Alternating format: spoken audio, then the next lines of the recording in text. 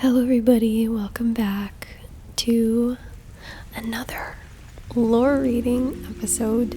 I haven't done one of these in a while, so I thought Skyrim books there's a lot of them, so I thought it would be kind of nice to do a reading of another one from the Skyrim books. So this one is I think a pretty long series. It's from the 2090. This one's called 2920. Sorry, I said 2090. 2920. And this is book 1. And there seems to be quite a lot of books, so we're definitely not going to get through all of them in one video. But yeah, so this is going to be that first book. This one is called Morningstar, and it's by an individual called Karlovac Townway, and it is it says here volume 1 of a historical series about Vivec and the Empire. If I'm honest, I have no idea what that means, but we won't talk about that. Apparently you can find it in Winterhold, in Morthal, in Hoffingar, and Fort Dotgar as well, I believe. So anyway, we're gonna go through book 1, and hopefully we won't have too much mispronunciation, but if I do, honestly, some of this is pretty hard to read. So anyways, enough of a intro, and I hope you guys enjoy. I don't know if you guys prefer whispering or slow speaking. I prefer slow speaking. Whispering is also very hard. So anyways, I hope you enjoy, and let me know if there are any Skyrim books that you would like me to read. We're starting off with a very difficult name, Emalexia. Almalexia, sorry. She seems pretty cool. If you see a picture of her, she looks awesome. Anyways, Almalexia lay in her bed of fur, dreaming. Not until the sun burned through her window, infusing the light wood and flesh colors of her chamber in a milky glow, did she open her eyes. It was quiet and serene, a stunning reverse of the flavor of her dreams, so full of blood and celebration. For a few moments she simply stared at the ceiling, trying to sort through her visions. In the courtyard of her palace was a boiling pool, which steamed in the coolness of the winter morning. At the wave of her hand it cleared, and she saw the face and form of her lover Vivec in his study to the north. She did not want to speak right away. He looked so handsome in his dark red robes, writing his poetry as he did every morning. Vivec, she said, and he raised his head in a smile, looking at her face across thousands of miles. I have seen a vision of the end of the war. After 80 years, I don't think anyone can imagine an end, said Vivec with a smile, but he grew serious, trusting Almalexia's prophecies. Who will win, Morrowind or the Cyrodiilic Empire? Without Sothasil in Morrowind, we will lose, she replied. My intelligence tells me the Empire will strike us to the north in early springtide, by the first seed at the latest. Could you go to Arterium and convince him to return? I'll leave today, she said simply. For Morningstar, 2920, Gideon, Blackmarsh. The Empress paced around in her cell. Wintertide gave her wasteful energy, while in the summer she would merely sit by her window and be grateful for each breath of stale swamp wind that came to cool her. Across the room, her unfinished tapestry of a dance at the imperial court seemed to mock her. She ripped it from its frame, tearing the pieces apart as they drifted to the floor. Then she laughed at her own useless gesture of defiance. She would have plenty of time to repair it and craft 100 more. The Emperor had locked her up in Castle Gioves 7 years ago, and would likely keep her there until he or she died. With a sigh, she pulled the cord to call her knight, Zook. He appeared at the door within minutes, fully uniformed as befitted an imperial guard. Most of the native Kothringi tribesmen of Blackmarsh preferred to go about naked, but Zook had taken a positive delight to fashion. His silver reflective skin was scarcely visible, only on his face, neck, and hands. "Your Imperial Highness," he said with a bow.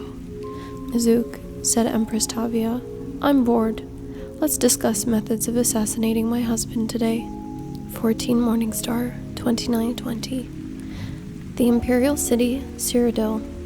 The chimes proclaiming Southwind's prayer echoed through the wide boulevards and gardens of the Imperial City, calling all to their temples.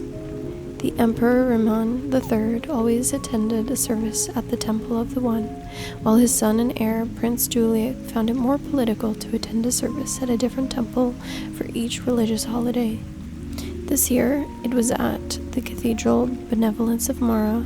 The Benevolence's services were mercifully short, but it was not until well after noon that the Emperor was able to return to the palace. By then, the arena combatants were impatiently waiting for the start of the ceremony. The crowd was far less restless, as the potentate of Versailles had arranged for a demonstration from a troupe of Khajiit acrobats.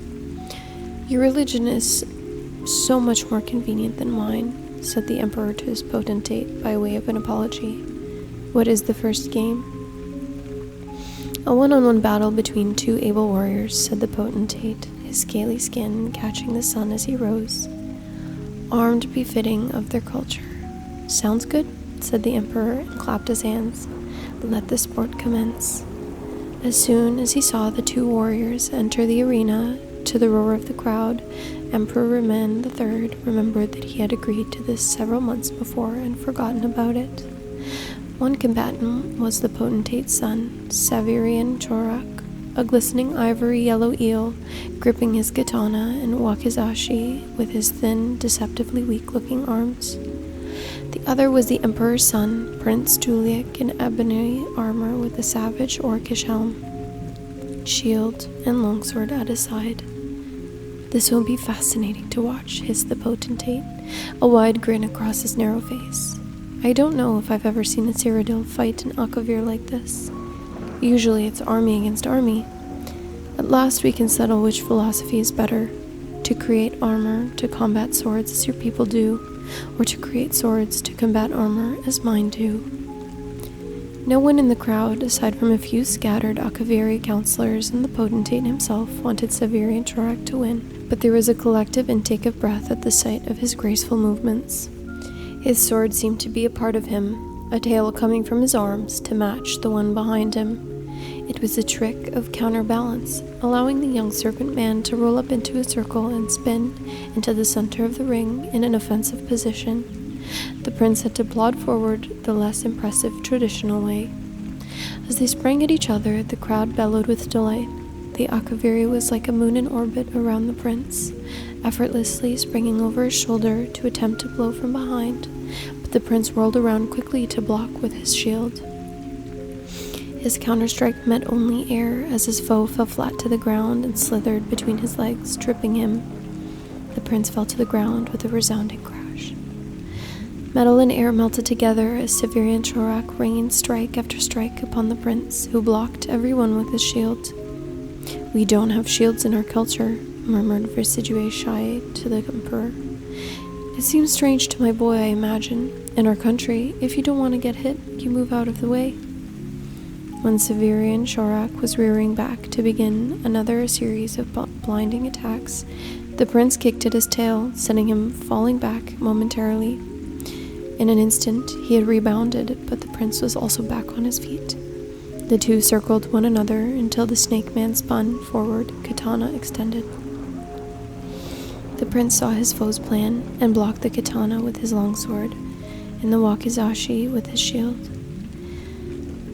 Its short punching blade impaled itself in the metal, and Savirian Chorak was thrown off balance. The prince's long blade slashed across the Akavir's chest, and the sudden, intense pain caused him to drop both his weapons. In a moment, it was over. Savirian Chorak was prostrate in the dust, with the prince's long sword at his throat. "The game's over," shouted the Emperor, barely heard over the applause from the stadium. The prince grinned and helped Savirian Chorak up and over to a healer. The Emperor clapped his potentate on the back. feeling relieved.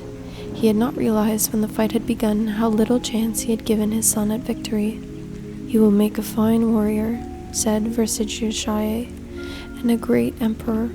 "Just remember," laughed the emperor, "you Akaviri have a lot of showy moves, but if just one of our strikes come through, it's all over for you." "Oh, I'll remember that," nodded the potentate. Reman thought about that comment for the rest of the games, and had trouble fully enjoying himself. Could the potentate be another enemy, just as the Empress had turned out to be? The matter would bear watching. 21 Morning Star, 2920, Mournhold, Morrowind. "Why don't you wear that green gown I gave you?" asked the Duke of Mournhold, watching the young maiden put on her clothes. "It doesn't fit," smiled Tyrella, "and you know I like red." "It doesn't fit because you're getting fat," laughed the Duke, pulling her down on the bed, kissing her breasts and the pouch of her stomach. She laughed at the tickles, but pulled herself up, wrapping her red robe around her. "I'm round like a woman should be," said Tyrella. "Will I see you tomorrow?" "No," said the Duke. "I must entertain Vivec tomorrow, and the next day the Duke of Ebonheart is coming. Do you know, I never really appreciated Almalexia and her political skills until she left." "It is the same with me," smiled Tyrella. "You will only appreciate me when I'm gone." "That's not true at all," snorted the Duke. "I appreciate you now." Tyrella allowed the Duke one last kiss before she was out the door. She kept thinking about what he said. Would he appreciate her more or less when he knew that she was getting fat because she was carrying his child? Would he appreciate her enough to marry her? The year continues in Sun's Dawn.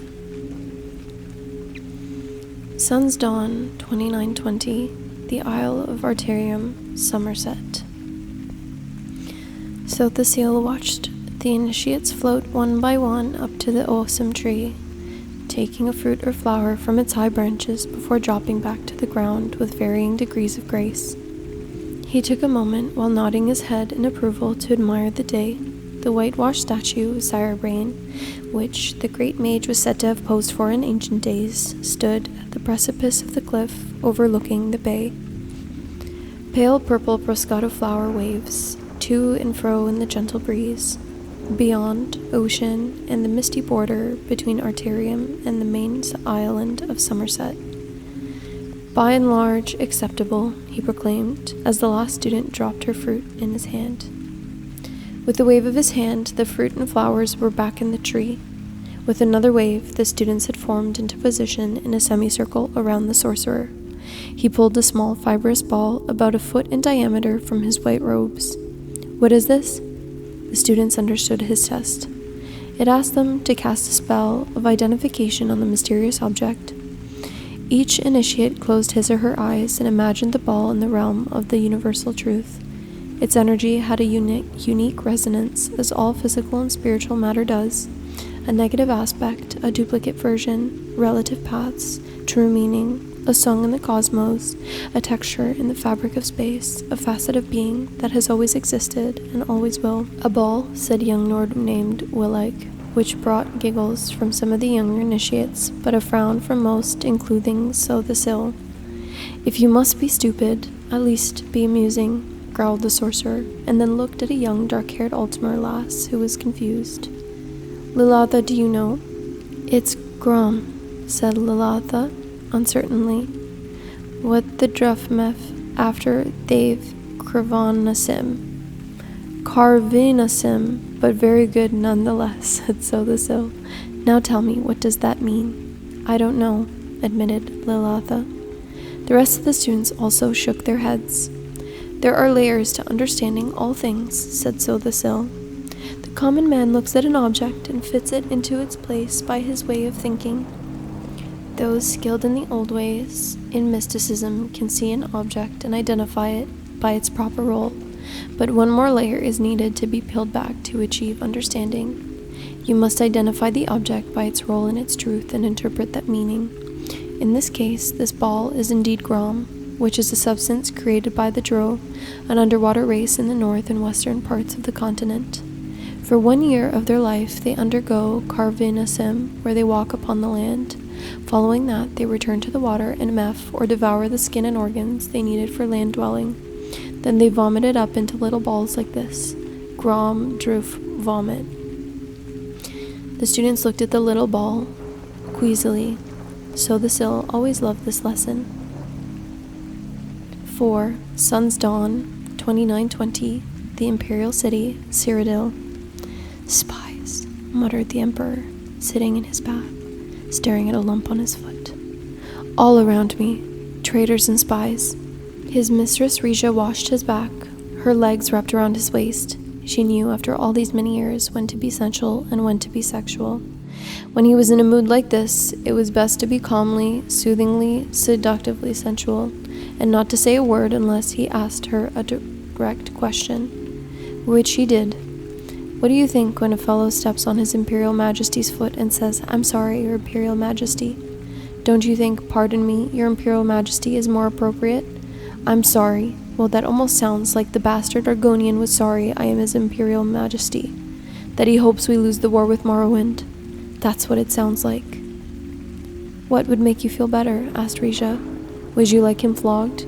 He is, only as you say, the battle chief of Solrest. It would teach him to mind where he's stepping. My father would have flogged him. My grandfather would have had him killed, the Emperor grumbled. But I don't mind if they all step on my feet, provided they respect me and don't plot against me. You must trust someone. Only you, smiled the Emperor, turning slightly to give Rija a kiss.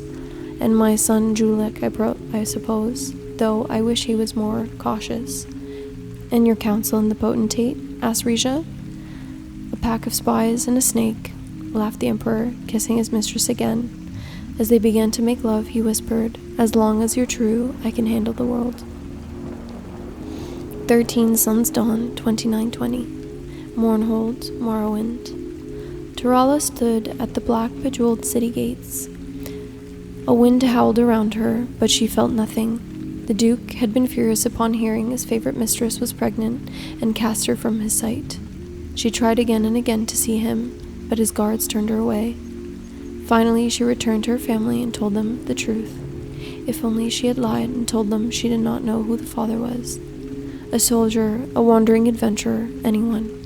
But she told them that the father was the Duke, a member of the House Indoril, and they did what she knew they would have to do, as proud members of the House Redoran. Upon her hand was burned the sign of expulsion her weeping father had branded on her, but the Duke's cruelty hurt her far more.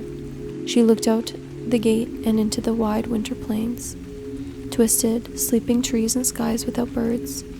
No one in Morrowind would take her in now. She must go far away. With slow, sad steps, she began her journey. 16 Sun's Dawn, 2920, Senchal, Anaquina, modern day elsewhere. What troubles you? Asked Queen Hassama, noticing her husband's sour mood.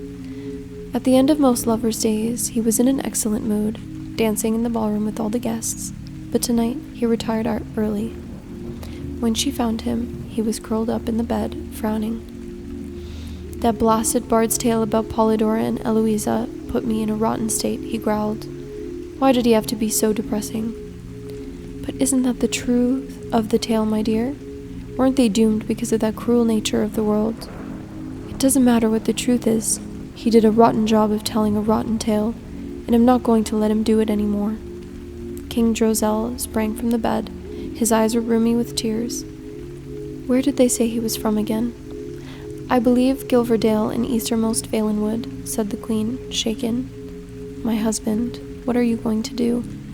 Drozel was out of the room in a single spring, bounding up the stairs to his tower. If Queen Hassama knew what her husband was going to do, she did not try to stop him. He had been erratic of late, prone to fits and even occasional seizures, but she never suspected the depths of his madness and his loathing for the bard and his tale of the wickedness and perversity found in mortal men. 19 Sun's Dawn, 2920, Gilverdale, Valenwood. Listen to me again, said the old carpenter. If cell 3 holds worthless brass, then cell 2 holds the gold key. If cell 1 holds the gold key, then cell 3 holds the worthless brass. If cell 2 holds worthless brass, then cell 1 holds the gold key. I understand, said the lady. You told me, and so cell 1 holds the gold key, right? No, said the carpenter. Let me start from the top. Mama, said the little boy, pulling on his mother's sleeve. Just one moment, dear. Mother's talking, she said, concentrating on the riddle. You said cell 3 holds the golden key if cell 2 holds worthless brass, right? No, said the carpenter patiently. Cell 3 holds worthless brass if cell 2... Mama, cried the boy. His mother finally looked. A bright red mist was pouring over the town in a wave, engulfing building after building in its wake. Striding before was a red-skinned giant, the Daedric Molag Bal. He was smiling. 29 Sun's Dawn, 2920. Gilverdale, Valenwood. Almalexia stopped her steed in the vast moor of mud to let him drink from the river. He refused to, even seemed repelled by the water. It struck her as odd. They had been making excellent time for Mournhold, and surely he must be thirsty. She dismounted and joined her retinue. Where are we now? She asked. One of her ladies pulled out a map. I thought we were approaching a town called Gilverdale. Almalexia closed her eyes and opened them again quickly. The vision was too much to bear. As her followers watched, she picked up a piece of brick and a fragment of bone and clutched them to her heart. We must continue on to Artaeum, she said quietly. The year continues in First Seed. And that's book 1 and 2 out of a 10-part series, which I will probably go through very slowly because it takes a long time to read through these. But for now, enjoy the ambience and background music that I will be playing. And hopefully you have enjoyed this and whatever footage is being compiled for this video. And I hope to see you